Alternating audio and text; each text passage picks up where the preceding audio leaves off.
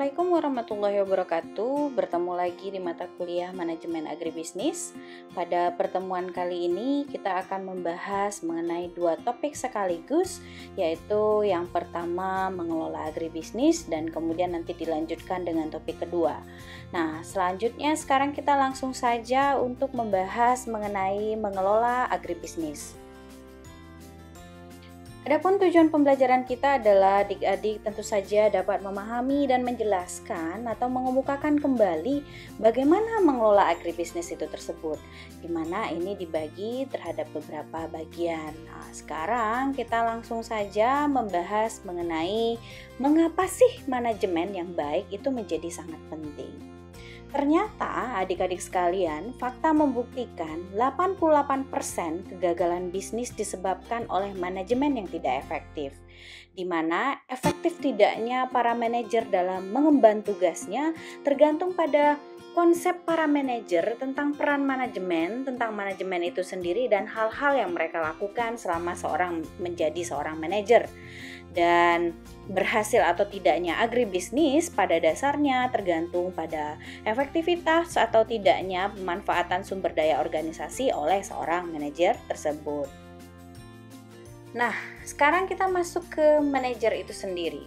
Seorang manajer yang berhasil pasti akan merasakan dirinya itu memang seorang manajer atau melihat dirinya sebagai seorang manajer, dan tentu saja dia berkeinginan memainkan peranannya di dalam sebuah manajemen, di mana manajer itu dapat didefinisikan sebagai seseorang yang menyiapkan organisasi dengan kepemimpinannya dan bertindak sebagai katalisator perubahan. Nah, dan para manajer yang tidak efektif memusatkan pikirannya untuk memaksakan atau melaksanakan sesuatu dengan cara yang tepat, bukannya memikirkan apa yang tepat untuk dilakukan. Dan itu harus menjadi catatan bagi adik-adik ketika menjadi seorang manajer. Dan apakah kekhususan manajemen agribisnis dibandingkan manajemen yang lain? Nah, pada umumnya prinsip dan pengetahuan seorang manajer maupun dalam bidang manajemen sama untuk semua bisnis. Perbedaannya hanya antara bisnis besar dan bisnis kecil, antara agribisnis dan bisnis lainnya itu terletak pada seni menggunakan prinsip dasar manajemen untuk menjalankan agribisnis. Nah, perbedaan manajemen agribisnis dengan manajemen lainnya. Yang pertama itu terletak pada keanekaragaman jenis bisnis yang sangat besar pada sektor agribisnis. Misalnya kalau kita bicara sepotong roti, di dalam kegiatan agribisnis tersebut banyak sekali bisnis besar yang maupun bisnis kecil yang terkait dengan sektor agribisnis dalam bisnis potong roti tersebut, misalnya seperti itu, ada bagian-bagiannya gitu ya. Nah, kemudian besarnya jumlah agribisnis itu juga menjadi perbedaan manajemen agribisnis karena banyaknya bisnis yang menangani kegiatan agribisnis mulai dari produsen sampai konsumen. Sama seperti ketika memproduksi barang agribisnis tersebut, kita akan bertemu dari hulu sampai ke hilir sampai ke pemasaran. Jadi banyak sekali alur yang harus dilalui. Kemudian yang ketiga adalah cara pembentukan agribisnis dasar disekelilingi oleh pengusaha tani. Jadi semua agribisnis berkaitan erat dengan pengusaha atau industri dikelilingi produsen bahan baku dasar gitu ya. Jadi banyaknya sektor agribisnis yang memang dikelilingi oleh bahan baku dasar mereka atau petani-petani gitu. Banyak petani-petani yang menjadi sumber dari produk agribisnis tersebut. Nah, kemudian agribisnis berukuran kecil dan harus bersaing di pasar yang relatif bebas dengan penjual yang berjumlah banyak dan pembeli yang lebih sedikit. Ini sama dengan yang saya sampaikan berulang-ulang kali ketika perkuliahan, menyebutkan bahwa sektor agribisnis kita akan bertemu banyak sekali petani-petani kecil-kecil gitu, yang petani-petani gurem yang harus bersaing dengan dengan industri-industri yang lebih besar, relatif lebih besar. Jadi mereka sama-sama bersaing untuk mendapatkan konsumen gitu. Nah, kemudian ukuran bisnis yang tentu saja beraneka ragam, dan yang keenam yang terakhir yaitu falsafat hidup tradisional yang dianut oleh pekerja agribisnis cenderung membuat agribisnis lebih kolot dibandingkan dengan bisnis lainnya. Nah, Perbedaan manajemen agribisnis dengan manajemen lainnya yang ketujuh adalah badan usaha agribisnis cenderung berorientasi pada keluarga, kemudian agribisnis itu cenderung berorientasi pada masyarakat atau hubungan antar perorangan menjadi lebih penting di sini. Kemudian agribisnis menjadi industri raksasa sekalipun bersifat musiman, dan masalah-masalahnya sering muncul ketika musim tanam dan panen karena saling tergantung sama satu sama lainnya. Dan kemudian agribisnis berhubungan dengan gejala alam, adik-adik pasti tahu ini kenapa. Dan kemudian dampak dari program dan kebijakan pemerintah itu pasti sangat mengena langsung kepada agribisnis. Naik BBM, harga BBM. Padahal sebenarnya kan kalau di orang awam mungkin apa hubungannya, kenapa tiba-tiba harga input menjadi naik. Nah, itu akan diruntut, maka akan ketahuan ternyata BBM naik itu bisa meningkatkan transportasi, otomatis nanti ketika pengiriman input berupa benih ataupun pupuk itu akan berpengaruh terhadap harga pupuk yang sampai ke petani. Nah, itu contoh-contoh dampak-dampak, salah satu dampak yang dilakukan oleh pemerintah atau kebijakan pemerintah itu yang berpengaruh kepada agribisnis. Nah, unsur-unsur manajemen yang baik. Manajemen adalah seni untuk mencapai hasil yang diinginkan secara gemilang dengan sumber daya yang tersedia bagi organisasi. Nah, kita lihat yang pertama. Jadi di sini kita akan bertemu dengan manusia yang melaksanakan manajemen. Jadi man in management. Jadi manajemen yang baik itu ditentukan oleh dimensi manusia yang melakukan manajemen tersebut dan teknik yang dilakukan oleh manusia tersebut, gitu ya. Kemudian di sini juga kita akan melihat yang namanya seni. Jadi setiap orang dapat menggunakan prinsip-prinsip manajemen menuju potensi pengelolaan. Dan yang ketiga itu terkait dengan keberhasilan atau kegemilangan. Jadi setiap manajemen itu harus berhasil memenuhi sasaran yang tepat serta telah ditentukan sebelumnya. Dan yang terakhir adalah sumber daya yang tersedia. Jadi seorang manajemen yang baik itu harus menggunakan apa yang dimiliki untuk memperoleh apa yang diinginkan. Jadi dia harus menggunakan sumber daya yang dimilikinya. Nah, konsep manajemen. Konsep manajemen itu dapat adik lihat pada gambar di samping. Jadi manajemen itu sebagai sebuah roda dengan manajer sebagai porosnya. Jadi kelima fungsi mulai dari perencanaan, pengorganisasian, pengkoordinasian, pengendalian, pengarahan itu harus diatur oleh seorang manajer untuk supaya sasaran, tujuan, dan hasil itu bisa didapatkan secara maksimal. Jadi manajer harus melakukan sebuah pengkomunikasian agar kelima fungsi manajemen yang merupakan jari-jari yang mempengaruhi langsung keluar kepada tujuan manajer. Jadi dia harus berfungsi untuk melakukan semua ini gitu ya, agar sasaran, tujuan, dan hasil ini bisa tercapai. Nah, tentu saja caranya gimana? Ya salah satunya ini dengan melakukan motivasi ke segala bidangnya ini, atau juga misalnya dengan menetapkan dari awal kondaknya seperti apa yang harus dilakukan, yang seperti itu. Nah, kemudian kita masuk ke yang pertama, fungsi-fungsi manajemen. Yang pertama, fungsi perencanaan. Jadi fungsi perencanaan itu mencakup semua kegiatan yang ditunjukkan untuk menyusun program kerja selama periode tertentu pada masa yang akan datang. Nah, tingkatan-tingkatan dan karakteristik perencanaan dalam agribisnis. Yang pertama, tingkat perumus kebijakan. Ini terkait dengan ciri-cirinya, dia pasti sangat fleksibel, jangka waktunya panjang, bisa tertulis berupa analisis, kemudian kompleks, tapi bercakupan luas. Yang kedua itu manajemen media, itu dia juga cukup fleksibel tapi tidak sefleksibel yang tadi. Kemudian jangkanya lebih pendek yaitu menengah dan tertulis berupa laporan, kemudian cukup rumit dan bersifat umum. Kemudian ada lagi tingkatan penyeliannya, ini bersifat perubahannya diksioner atau berjenjang, kemudian jangkanya pasti pendek, kemudian garisnya lebih besar, menyoroti aspek khusus dan memang lebih khusus dibanding yang tadi. Dan yang terakhir adalah karyawan produksi. Ini tingkatan karakteristiknya adalah tidak fleksibel karena dia harus menurut ke bagian atasnya tentu saja. Kemudian dia harus bekerja secara segera dan tidak tertulis dan sederhana dan sangat khusus sekali tergantung dengan bagiannya. Dan 6 langkah dalam proses perencanaan. Yang pertama, dikumpulkanlah fakta-fakta dan informasi-informasi yang berkaitan dengan objek perencanaan. Setelah itu dianalisis fakta-fakta dan informasi tersebut.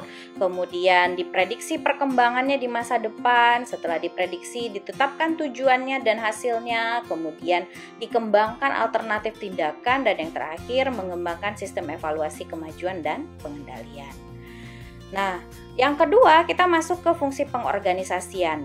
Jadi fungsi pengorganisasian merupakan upaya manajemen untuk mengorganisasikan semua sumber daya perusahaan untuk mencapai tujuan yang ingin dicapai tersebut. Nah, fungsi pengorganisasian itu meliputi apa? Yang pertama, dia menyusun struktur organisasi, kemudian menentukan pekerjaan yang harus dikerjakan, kemudian memilih dan menempatkan dan mengembangkan karyawan, kemudian merumuskan garis kegiatan perusahaan, dan yang terakhir adalah membentuk sejumlah hubungan dalam organisasi dan menunjuk stafnya. Dan yang ketiga adalah fungsi pengarahan, yaitu ditujukan untuk yang pertama menentukan kewajiban dan tanggung jawab, menetapkan hasil yang harus dicapai, mendelegasikan wewenang yang diperlukan, menciptakan hasrat untuk berhasil, dan tentu saja mengawasi agar pekerjaan benar-benar dilaksanakan. Dan fungsi yang keempat adalah fungsi koordinasi. Jadi ini terkait dengan upaya mensinkronkan dan menyatukan tindakan-tindakan sekelompok manusia. Jadi ini yang dilakukan dalam kegiatan fungsi koordinasi. Dan pengkoordinasian itu berlangsung serentak dengan apa? Yang pertama, penafsiran program, rencana, kebijakan, prosedur, dan praktek. Kemudian mengupayakan pertumbuhan dan perkembangan karyawan tersebut. Kemudian pembinaan hubungan dengan karyawan dan sikap yang tetap mengarah ke masa depan. Kemudian mengupayakan iklim untuk berhasil. Dan yang kelima, pengadaan arus informasi. Dan yang kelima adalah fungsi pengendalian. Jadi ini adalah upaya manajerial untuk mengembalikan semua kegiatan pada rel yang telah ditentukan. Jadi kalau sempat dalam kegiatan tersebut terjadi melenceng sedikit, jadi seorang manajer harus mengendalikan untuk kembali lagi ke tujuan awal gitu ya.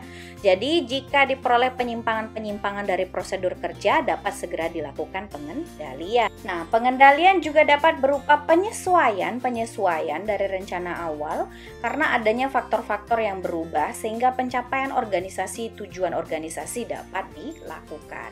Nah, sekarang kita masuk ke topik yang kedua, yaitu organisasi agribisnis. Nah, tujuan pembelajarannya adalah mahasiswa mampu memahami, menjelaskan atau mengemukakan kembali organisasi agribisnis tersebut. Dan kita akan lihat beberapa bagian dari ini. Nah, agribisnis itu dapat bergerak dalam kegiatan apa saja yang ada kaitannya dengan proses produksi, pemprosesan, dan pemasaran bahan pangan dan serat, bahkan terkait juga dengan hortikultura seperti agribisnis kita. Nah, usaha agribisnis itu dapat dimulai dari skala yang sangat kecil hingga yang sangat besar, yaitu perusahaan raksasa. Nah, skala usaha agribisnis juga menjadi salah satu penentu bentuk organisasi yang dipilih. Adapun faktor-faktor yang mempengaruhi pemilikan bentuk, yang pertama itu adalah jumlah biaya yang terkait dengan pengorganisasian, kemudian tingkat kesulitan pengorganisasiannya, kemudian jumlah modal yang dibutuhkan, jumlah modal pemilik yang tersedia, kemudahan untuk perolehan tambahan modal, kemudian tingkat kerahasiaan perusahaan dan besarnya resiko, serta yang terakhir jenis bisnis. Nah, ada 3 bentuk dasar usaha. Yang pertama perusahaan perseorangan, yang kedua persekutuan, dan yang ketiga adalah perseroan. Sekarang kita masuk bagian pertama, yaitu perusahaan perseorangan. Organisasi yang dimiliki dan dikendalikan oleh satu orang itu biasanya merupakan perusahaan perseorangan dan cenderung skala bisnisnya kecil dengan keuntungan berupa yang pertama, pemilik memegang kendali penuh dan hanya tunduk pada peraturan pemerintah, hak dan kewajibannya itu beban si pemiliknya, dan biaya organisasinya cenderung rendah, dan rahasia perusahaan terjaga, dan tentu saja modal dapat ditambah dari dana pribadi, kemudian dapat dapat menjual perusahaan pada siapa saja dan tidak ada pajak berpenghasilan sebagai bisnis sendiri, tidak ada pajak penghasilan sebagai bisnis sendiri, dan keterbatasan pelaksanaan usaha. Nah, kelemahannya dari perusahaan perseorangan yang pertama keterbatasan modal, kemudian hutang dan kewajiban bisnis ya akhirnya bisa menjadi sebuah warisan, kemudian pemusatan kendalinya itu menyebabkan penutupan potensi, menutup potensi dari bawah, dan bisnis mudah berakhir karena cenderung tidak stabil. Selanjutnya kita masuk ke partnership. Jadi partnership ini adalah asosiasi atau perhimpunan dari dua orang atau lebih sebagai pemilik bisnisnya, di mana persekutuannya dapat didasarkan pada perjanjian tertulis dan lisan atau kontrak antar kelompok yang terlibat. Nah, persekutuan atau partnership ini ada yang namanya persekutuan umum. Jadi hak dan kewajiban sekutu tidak tergantung pada besarnya modal, akan tetapi ada juga yang namanya persekutuan terbatas. Ini hak dan kewajiban sekutu tergantung pada besarnya modal. Keunggulan persekutuan atau partnership ini, yang pertama, pembentukan usahanya jauh lebih mudah. Kemudian modalnya lebih banyak sumbernya, ada pembagian tanggung jawab, penambahan sekutu bisa dilakukan bila perlu tambahan modal, kemudian sekutu secara perorangan membayar pajak atas bagian laba masing-masing, tidak ada pajak bisnis tersendiri, dan tentu saja kerahasiaannya terbatas dalam persekutuan. Kemudian kelemahan persekutuan itu yang pertama, kewajibannya tidak terbatas dari sekutu umum, kemudian anggotanya tentu saja terbatas dan kurangnya kestabilan serta sering terjadi pembubaran bisnis karena ada keinginan untuk membebaskan diri. Nah, selanjutnya kita masuk ke perseroan. Jadi perseroan itu adalah wujud buatan usaha yang dilengkapi secara hukum dengan kuasa, kekuasaan, hak, kewajiban, dan tugas. Dan ini cenderung perusahaannya itu jauh lebih besar, bisnisnya itu lebih besar. Nah, sifat perseroan yaitu pemilik atau pemegang saham dan para manajer tidak memiliki sesuatu secara langsung. Jadi semua aktiva dimiliki oleh badan hukum itu sendiri. Kemudian pemiliknya satu orang atau lebih, mempunyai dokumen resmi, entah itu anggaran dasar, anggaran rumah tangga, kemudian sertifikat saham, dan ada undang-undang yang mengatur mengenai perseroan ini. Dan di dalam sini kita kan sebutkan tadi ada saham. Jadi sahamnya itu ada saham biasa, yaitu mempunyai hak suara dan pengawasan. Kemudian saham istimewa tidak mempunyai hak suara dan pengawasan tetapi didahulukan dalam penerimaan dividen. Dan ini adalah keunggulan perseroan. Yang pertama, pemegang saham tidak secara pribadi menanggung hutang organisasi. Kemudian memungkinkan pendelegasian wewenang dan tanggung jawab, karyawannya terampil dan bermotivasi tinggi. Kemudian sahamnya tentu saja dapat dijual dan bisa go public, dan modalnya lebih kuat, dan yang terakhir bersifat abadi.